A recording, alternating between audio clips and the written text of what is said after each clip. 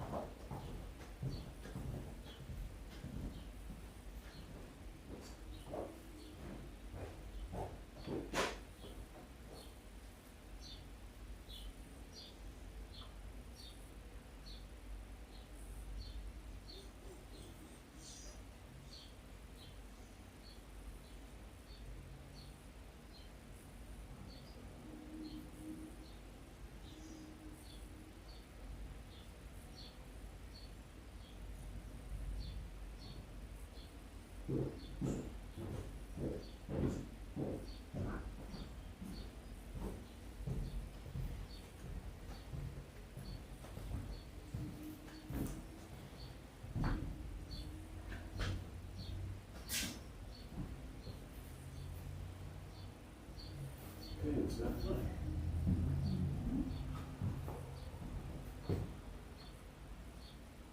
Not very many people.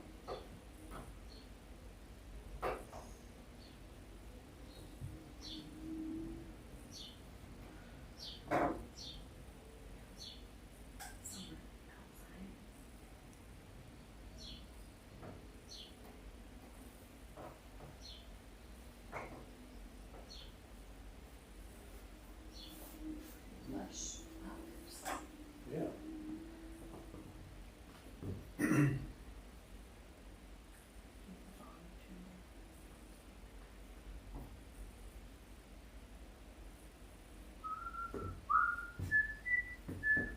Well, I'm sorry.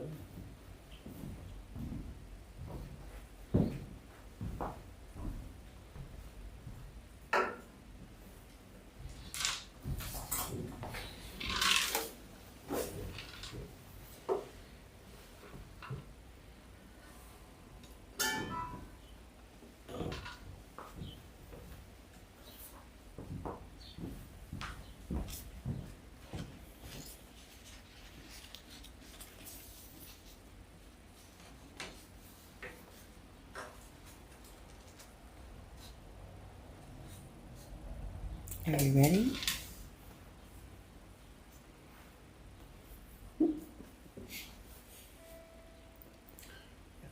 Okay.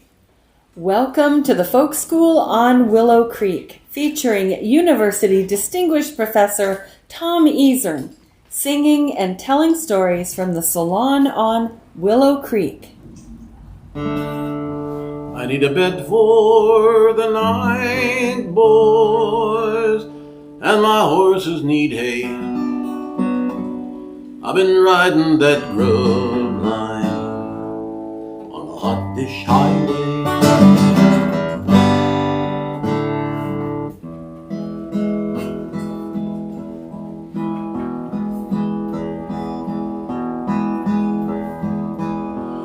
Tomorrow, Ma, I'm sick, sweet 16, and Billy Grimes, the drover, has popped the question to me, Ma, and wants to be my lover.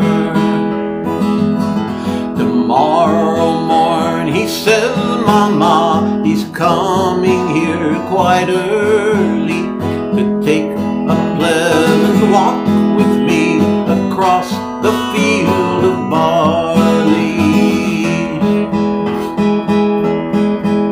Oh, you must not go, my gentle dear, there's no use now a talking.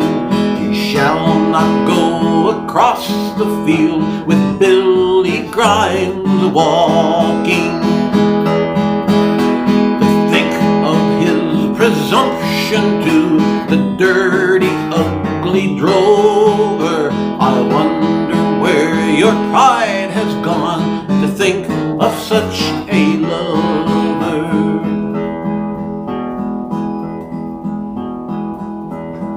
Well, old Grimes is dead, you know, Ma, and Billy is so lonely. Besides, they say to Grimes' estate that Billy is the only surviving heir that's left, and that they say is nearly a good 10,000 pounds, Mama, and quite 600 yearly. I did not hear, my daughter dear, your last remark quite clearly. But Billy is a clever lad and no doubt loves you dearly. Remember then tomorrow morn to be upright and early. Take a pleasant walk with him across the field of barley.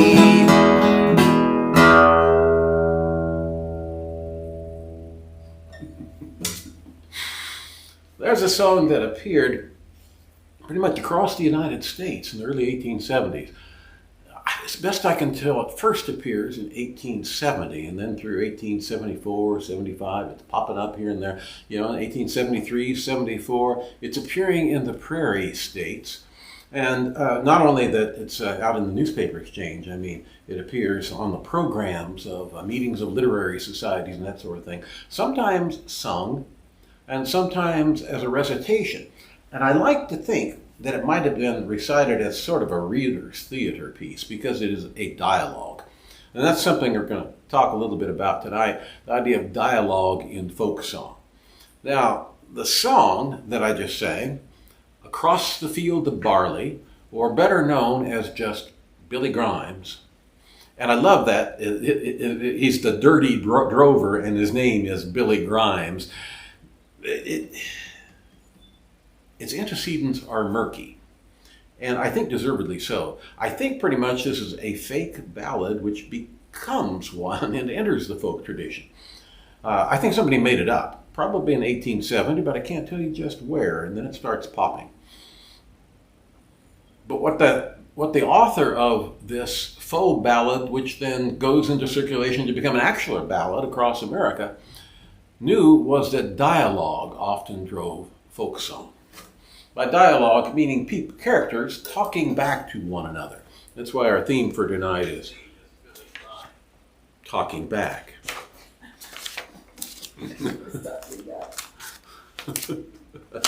What I'm looking. Okay, I found what I was looking for.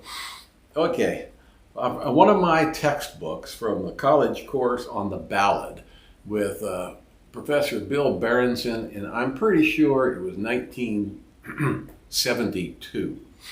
One of the texts was Anglo-American folk song style. And see, I've got it. And I read it then and haven't read it much since, except here, since doing this folk school, I start now and then consulting things to kind of get the sense of what was the prevailing wisdom on the subject as of 1970 or so.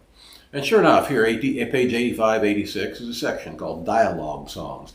Whereas ballads are organized around an event and discussed in terms of action, a large group of story songs focuses on a confrontation between characters. Get it? Confrontation between characters.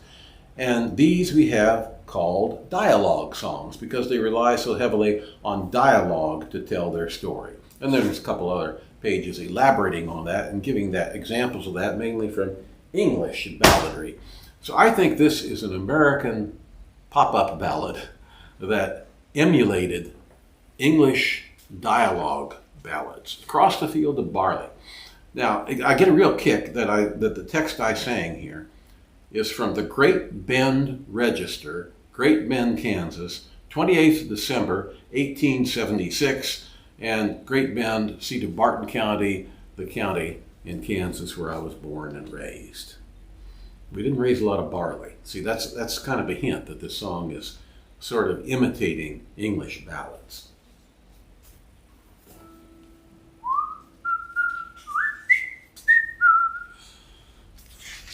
Well, Mama,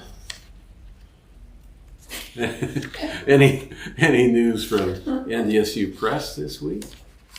Well, pretty excited. I just posted on the Facebook page for NDSU Press several photographs from John Enger's party, his book launch, which was held at a brew pub.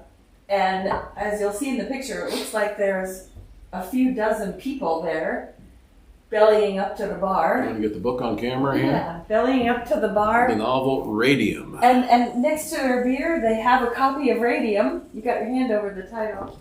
There you go. That's a grain elevator on fire. That's all I'll say about that. But every year when we have our NDSU press party, I have this signature big cake that has all the book covers on it in the sugar frosting. Well, the Team Enger really outdid me on this. If you look at the pictures, they'll see they have a cake that's in the shape of a book and it has the sugar frosting. It looks pretty glorious. So that's our new book out. Any others to speak of? Oh, that's all from the press. All for tonight, okay. Yeah. Well, dialogue songs. Now, if you get to thinking about it, you notice that we sung a lot of these during the Willow Creek Folk School. I think maybe my favorite is Young Charlotte. You know, young Charlotte lived on the mountainside, freezes to death in the blizzard, and her mother tells her not to go out, but she does. She sasses back at her, and then the two lovers, I'm getting so cold, I'm getting warmer now, and their dialogue all through that song. The Tenderfoot, about the cowboy, he's jawing back and forth with the foreman there in that cowboy song. The one I'm going to bring forward before you tonight for a serious ballad with dialogue in it tonight, though, is one of my favorite cowboy ballads, The Trail to Mexico. And we're going to put this one in the song bag tonight, Dr. K. Are you ready? I am. This song, I'm not terribly convinced about some of the ties that people make back to English ballads for this song. I'm pretty sure that it does have antecedents in the English ballad early in the spring, which is one of those songs of ocean-going men, which then comes out and becomes a cowboy ballad in the West. But some of the other allegations about ties to English balladry I'm skeptical of. But I know that one proves up pretty well, and Jim Bob Tinsley, as Dr. K will tell you, talks about this one. But as I was going through this song, you get ready to not just sing the thing casually, but to be prepared to talk about it, then you notice different things. And I realized, so now I think entirely differently about the plot line of this song than I did before. And we're going to have to coordinate pretty well and get those footnotes in there in order to explain the flip-flop in what this is. This usually is thought of as a song about a poor, jilted lover, right? A cowboy who goes out on a drive with A.J. Stinson, and in some cases another drover is named, depending on whose version of the song it is. And when he comes back, his lady friend has married up to a better off fellow, and we feel sorry for him in the end. I'm not so sure anymore. So let's take up the story of it, of the trail to Mexico. Where's it come from, Dr. K? Okay. Whereas ballads originating on the farmer's frontier or within ranching persons of property generally can be traced back through published forms to their origins, cowboy ballads often are inscrutable as to origins. The songs circulated within a mobile occupational community without public forums or publishing organs. Texts are few because song catchers were few, and song memory faded with the passing of the range. Thus, The Trail to Mexico was by all accounts a song that circulated widely and popularly, but its historical and literary record is sparse. Notably, John Lomax provides what appears to be a cobbled-together text uncertain as to provenance. That publication appears to influence later iterations. Carl Sandburg provides a good text and gives more attribution than any other collector, but he and his informants follow Lomax to a good degree. Oklahoma ballad hunters Ethel and Chauncey O. Moore provide an interesting text from Bristow. The only period text comes from a Tennessee newspaper, the Sequatchie Valley News, 28 January 1909, and appears under the title The Broken-Hearted Cowboy. Cowboy ballad scholar Jim Bob Tinsley may be credited for explicating the roots of Trail to Mexico in a family of English ballads anchored, so to speak, by the sailor song, early in the spring. Neither Tinsley nor any other scholar comprehends just how the English ballad came to the Western Range and was adapted to the cowboy experience there. Nor does any of them identify an author or even establish that such a figure as the ballad narrator ever existed outside of balladry. Okay, quickly a little bit of context for the song. Likewise, Tinsley latches on to the reference in both the Lomax and the Sandburg texts to A.J. Stinson of the New Mexico Land and Livestock Company as the drover to whom the narrator attaches. Stinson, in 1882, drove some 20,000 Texas cattle into the Estancia Valley of New Mexico. Stinson is regarded as both a sort of founding father of Anglo-American ranching in New Mexico and Arizona, and a figure of some controversy for his role in the Pleasant Valley War in Arizona. Some ballad versions give other names for the drovers for whom the narrator rode. The song adapted to subsequent trail experiences. All versions sing of cattle driving from Texas to New Mexico, shortened to Mexico in the song.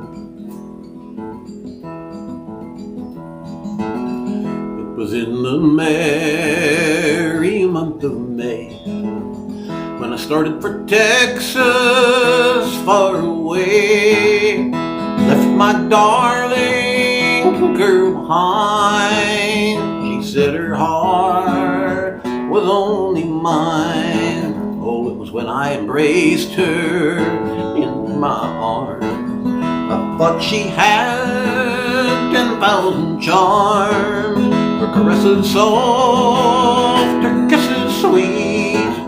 Said we'll get married next time we meet.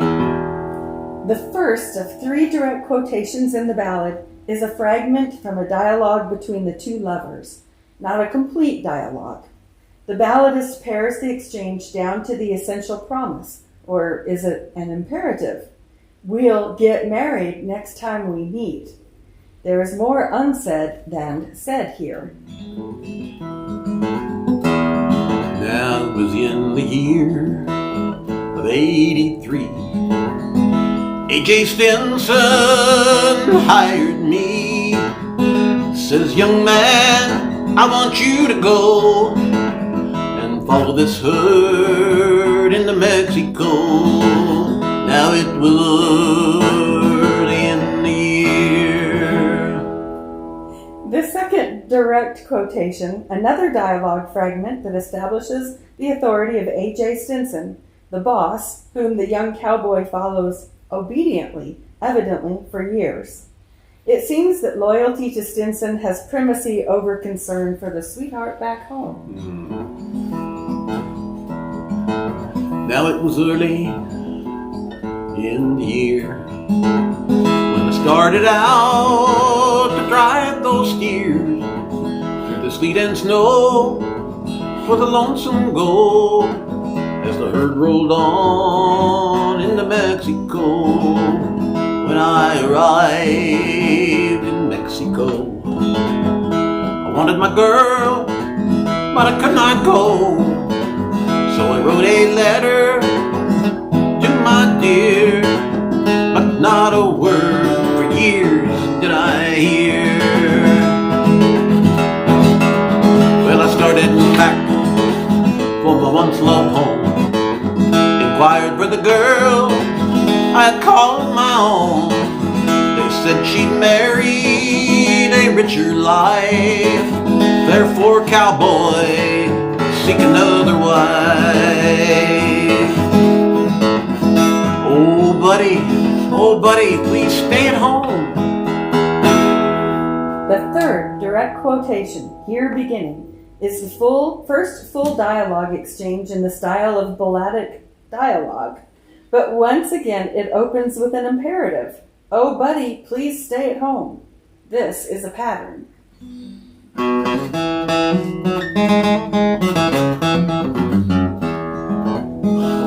Oh, buddy, please stay at home. Don't be forever on the roam. There's many a girl more true than I, so pray don't go where the bullets fly. Ah, curse your gold and your silver too. God pity the girl who won't prove true. I'll travel west where the bullets fly and stay on the trail till the day I die. Traditional readings of the ballad deem the jilted cowboy a forlorn figure, doomed to ride forever on the cattle trail. The cryptic declarations and fragmentary narrative leave space in the silences for what seems another reading entirely, wherein the cowboy escapes marriage to the girl back home, stays true to Mr. Stimson, and goes back to the life he prefers on the western range, all the while absolving himself by fixing blame on the lady. Quite possibly both parties got what they wanted. Indeed, the Lomax text speaks of rather jolly times and comradeship on the cattle trail. Sentimental sympathy for the jilted cowboy seems misplaced. So I'll go black where the bullets fly and stay on the cow trail till I die. Thank you, Dr. Kelly. What do you think's going on in there, in that song? Well, it's hard to say if he made up that story that he'd rather be on the trail after he got jilted or before. And? I guess I'd need more information. That's the point of a ballad. It leaves stuff out. And you can decide. What else we got here? Oh, yeah. You have any guests on the chat line tonight, Dr. Karen? We do. Not on the chat line, but I'm seeing some other people popping on Facebook. Laura Jane. Yes. All right. And Joanne Miller is watching. Linda Francis Lean, who is a woman I taught with back, at NSUM and through the tech college system. So glad to see. Oh, Rolene Schleisman, tuning in from Oklahoma. Down in the Choctaw Nation. And Bruce Shepard out of Canada. So, yeah, there's quite a few people. Well, that's from at least 3 nations in the United States, Canada, and the Choctaw Nation. Maybe other I'm omitting. We might have somebody from the Chickasaw Nation on there. From the Chickasaw? Chickasaw Nation on there too.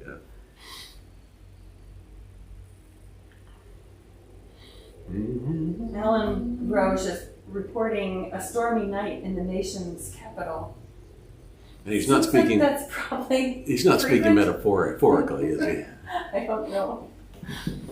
So I've been going through these dialogue ballads, and as I say, they're fairly common, both in English and American balladry. And I thought, well, okay, for the calendar ballad this week, I should really take a stab at one myself. Okay, so it happened that I was reading the story of true story about the story. I was at the time I was considering, what should I write a dialogue ballad about? I was reading the story of the wedding at Cana in the book of John. And then that put me in mind, Johnny Cash had a ballad about that. He turned the water into wine. Okay, but kind of like the trail to Mexico, that particular passage from John, all right, maybe I think about these things too much, but often I come up with readings that are not strictly Lutheran on a text like that, whether it's a cowboy ballad or something from the New Testament. And we often have practicing Jews tuning into this ballad show in the evening. And but they'll be happy to learn that I've concluded that particular text is really not about turning water into wine. It's about a Jewish mother. And the idea that you should do what your mother tells you to do.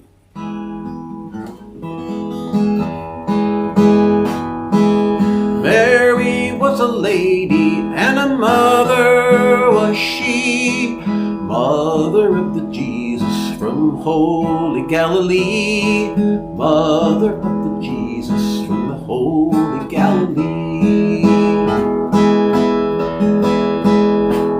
Now the wedding feast at Cana was festive and gay, until there came a rumor that would spoil the happy day, until there came a rumor that would spoil the happy day.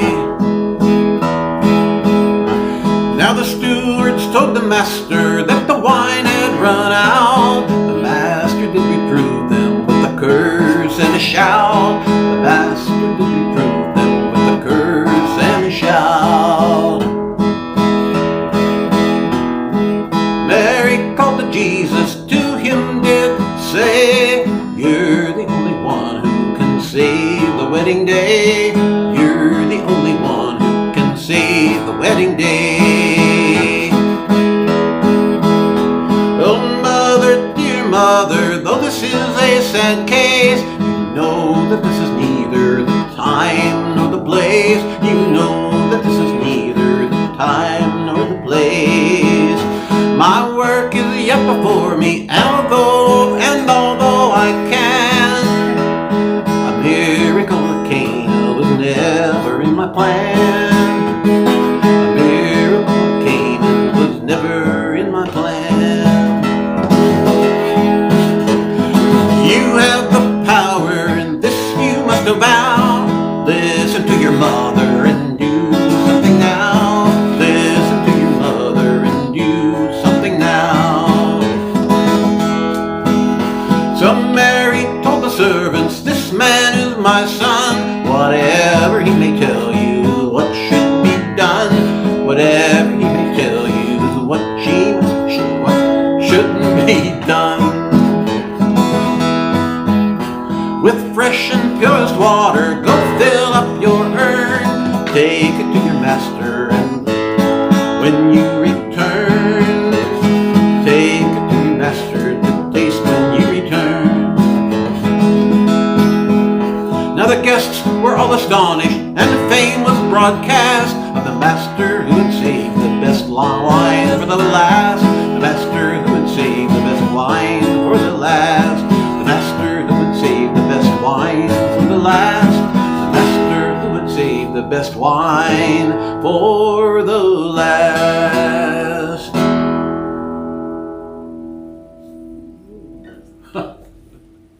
I guess when you finish it, like a half hour before you're ready to start singing it, the lack of rehearsal shows up a little bit. That's fine. Carmen Rackwall and Alan Broach have both sent 200 stars. I don't know what it means, but I think that's a good thing. Okay, I've seen that on there too, and that's a Facebook mystery to me. Yeah, but I think it's a good thing, but I don't know exactly what it means. Well, thank you. Thank you, Carmen. Thank you, Alan. So that's our calendar ballad this week. And then we've got one more. I'm going to pull it out of the song bag.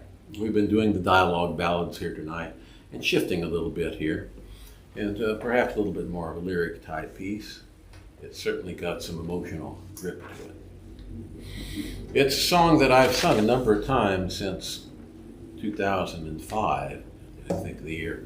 No, 2002 was the year that I wrote it. To sing at a winter field day. I'm pretty sure it was convening in Towner. Except maybe I'm remembering that wrong. It might have been rugby. I know right around that time you sang it in a high school gym too. So I'm not sure where we were. Okay, fair warning, this thing takes 7 minutes. I remember the first time I got to sing it, are people going to start trickling away after 3 or 4 minutes? But no, nobody ever has. And I think because it hits some things kind of on the money. Now you got to remember this is written in 2002, by my reckoning. And that's like going to old calendars, and it doesn't say that I sang the song then, but I was there then. I remember that's where okay, so that's kind of the way it goes. Don't take that as real gospel, right? This is folklore anyway, right? Well, I'm just going to mention that when you sang it in that high school gym, you had grown men crying. Well, they do. Okay, there are things in it that appeal. Yeah. For some years before that, I'd been thinking about, I need a song, well, about a prairie town. And I had some stanzas. And it started one year during the state Class B basketball tournament. Okay, that was going to be a stanza, and that comes in here. And then other ththings started to click in as they occurred. And this went on over a period of years, and something missing. And then we were back home. You probably remember the day.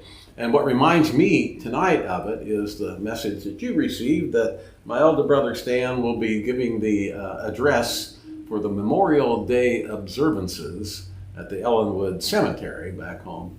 He's written a speech. He's written a speech. Yeah. Well, I'd like to be there to hear it. I know. Maybe Marla could hold her cell phone up and record that. Huh? That's a great idea. Or even stream it. Marla, you could stream it right on Facebook. Now we're putting the pressure on. I'll send her a text message and make sure she's heard the invitation. Well, anyway, I'd like to hear it. But he figures in how the last or one verse of this song clicked in, because we were there in Ellenwood, and you may remember the day that my mother had such a gleeful time introducing you to my high school girlfriend, and things like that were going on. Yeah, and which was different than going to a graduation for your daughter, and that's the first time I met your mom and your ex, when we all happened to be in the bathroom at the same time. It was kind of funny when we walked out and the look on your face when you saw all three of us. Well, you live long enough and have enough misadventures, you start to have a whole catalog of them, don't you? And we all got along just fine. Well, anyway, on that particular Memorial Day, Stan was actually commanding the color guard marching into the cemetery for observances. And there in dress whites was my cousin John, who had come through some tough times, a couple tours in the Eastern Mediterranean as an MP. And at that time, he's a year or two older than I, and I was thinking, I'm too old to knock people around in the heads. And he's out there having to, do military policing. I wouldn't think I'd be up for that, but there he was and also some severe medical issues at home while he was gone. And I thought, okay, this Memorial Day is starting to mean something. Yeah, and it did. And they all do, actually. And we might remember that this weekend as we go about our barbecues, or we're, cleaning up the dock at the lake, as people like to do around here at Memorial Day, or as we are perhaps putting in the Prairie Garden here tomorrow. That Memorial Day does mean something. And so that clicked in the missing verse of the song. And Prairie Town. Well, okay, then since then, it's 20 years, and things have changed a bit. And this song has quite a rosy tone to it, almost say roseate. And I don't take any of that back. Although, certainly within recent years, I've seen often manifestations of ill temper in country towns on the plains. And so I'm bringing this song up again tonight and say, this is what we look like on a good day, and what we ought to strive to look like every day. Okay, this is Prairie Town.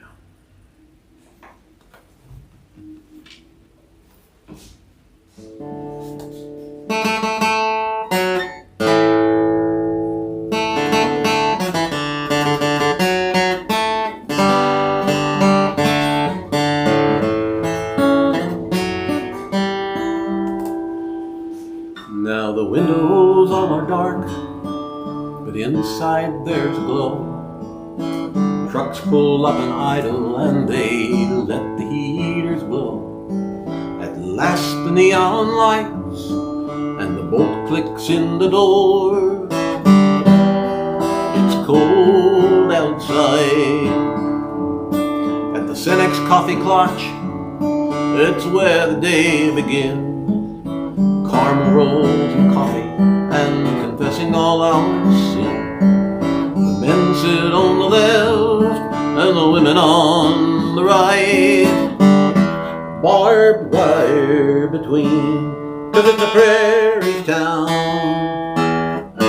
In the morning, Prairie Town doesn't change much sun to sun. We start out here in the blue gray morning. Heaven knows where we'll be when day is done. Heaven knows where we'll be when day is done. Now it's not the sort of place where you order a Chardonnay. The beers are all domestic and the whiskey's just okay, but we got 7 kinds of schnapps, try a new one every day, and that's our bar. We got the kind of bar you can take your granny to find some conversation and some pinochle too. Come Saturday night when you're putting away the brew, don't drive your car. It's a prairie town.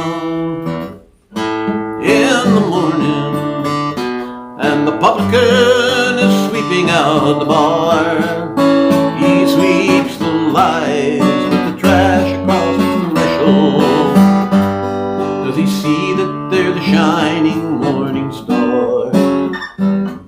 Does he see that there's a shining morning star? Now it used to be on Sunday, men put on their Sunday suits. The women all wore hats, but now it's jeans and boots. The bankers look like farmers, you can't put on any air in a prairie town. In the third pew from the back is a face we haven't seen since she left for the city with her sweetheart and dream. Dreams and love went south, she's been living hand about, but now she's home. It's a prairie town.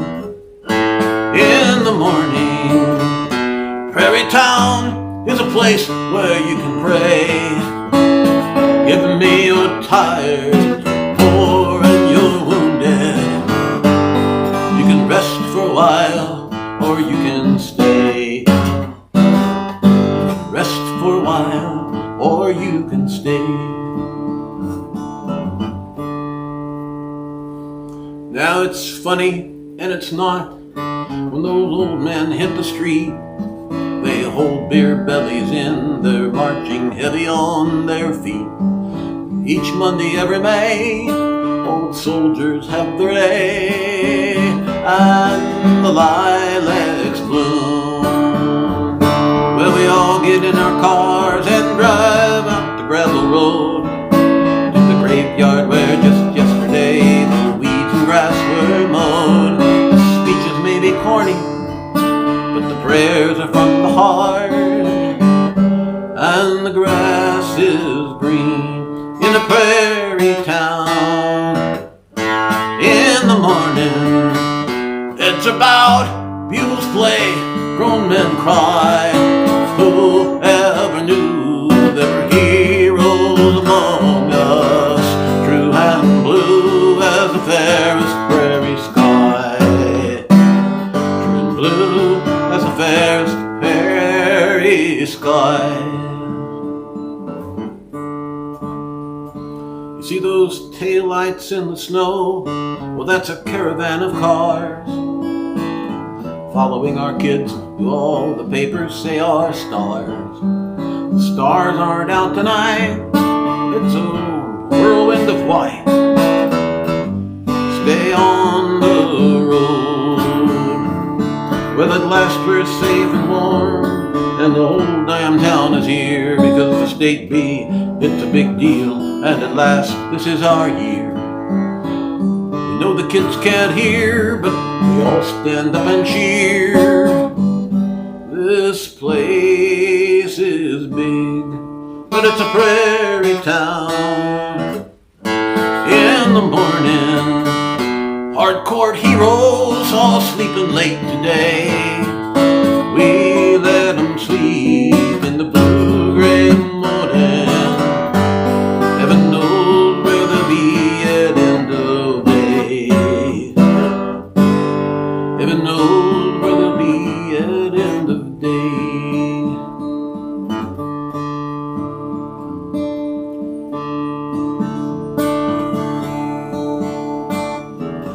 Where the deer and the antelope play, but seldom is heard. Oh, discouraging word, and the skies are not cloudy all the day.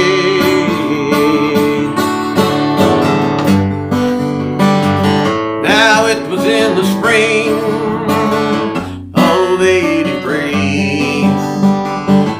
They just in the sun hired me. They said, young man, I want you to go follow that herd into Mexico.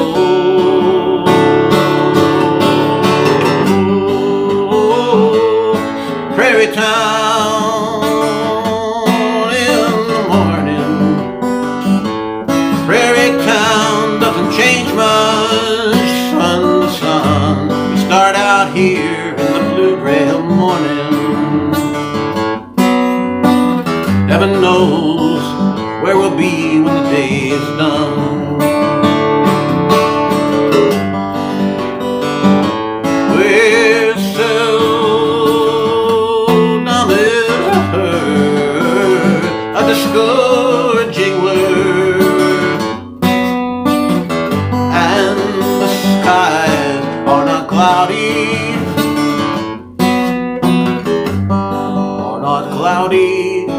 all the day. Oh, the skies are not cloudy all day.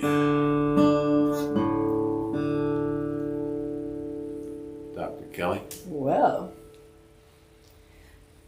before I wrap this up, I'm going to remind people that tomorrow, I believe at 5 o'clock Central Time. Yeah, I think it's 5:30, isn't it? Well, we can post in the page. We'll post it up. It's 5 or 5:30. You will be a featured guest on the Tom Brosseau Show. Tom was a guest here just a couple weeks ago. Now returning. You got too many Toms going. Yeah. Tom Brosseau, the Great American Folk Show. Yes. Great American And Folk Tom Show. was a guest on this show. Tom Brosseau. Okay. Yeah. But you'll be on his show tomorrow. Yeah. So just inviting people to tune into Prairie Public Radio, and they'll be able to hear that tomorrow evening. Great American Folk Show, Prairie Public Radio tomorrow. Got it. We now conclude today's edition of the Folk School on Willow Creek. We invite you to join us again next Friday at 8 p.m. Central Time for more songs and stories. Mm.